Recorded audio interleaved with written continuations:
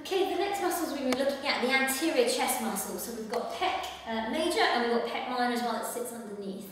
So pectoralis major to begin with. Pec major originates from the sternum and the clavicle and will come and have an attachment along the bicipital groove of the upper anterior humerus.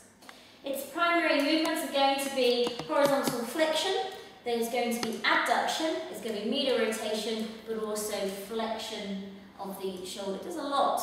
However, today we're going to be stretching it or soft tissue releasing it via horizontal flexion. So make sure the client is relaxed, that you've got control of their arm. They can hold onto your elbow just as a gentle point if you wanted to.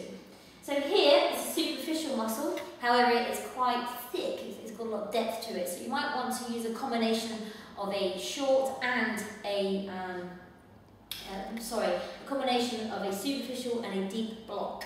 But you definitely want a broad block because it's such a massive muscle. So I'm going to come in with the outer border of my hand. So bring the arm up into horizontal flexion here, apply your block, so I'm coming in with the outer border here, and then take the arm down into horizontal extension. Moving in, it's a little bit more difficult with women, so you might need to then move into a shorter block here, as you just do the sternal head, or the clavicular head of that pec major. So you're angling in towards the sternum. You can also get the lower fibres, the more sternal fibres of the pec. So again, I'm going to use my fingers, apply the block, and get deeper in now, so I'm applying a deep superficial block. Now I'm angling, I'm going to bring the arm up a little bit higher this time, bring it into the abduction. Bringing an abduction into it, so I'm stretching the adducting fibres of the sternal muscle tissue of the pec major. Okay? For pec minor, what we're going to do is, pec minor is obviously a girdle muscle, so it's actually going to protract you and also depress your shoulders.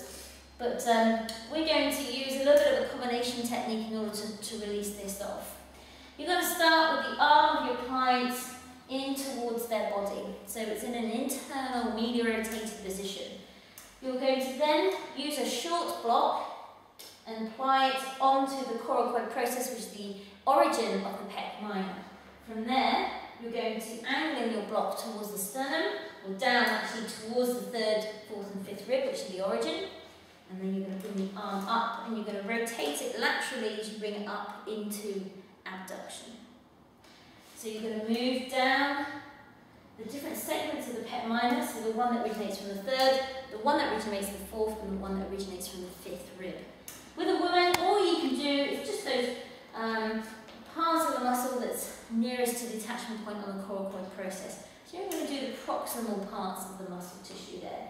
But make sure you hit all 3 levels of it, because like I said, it's 3rd, 4th and 5th rib coming up to the coracoid process as an attachment.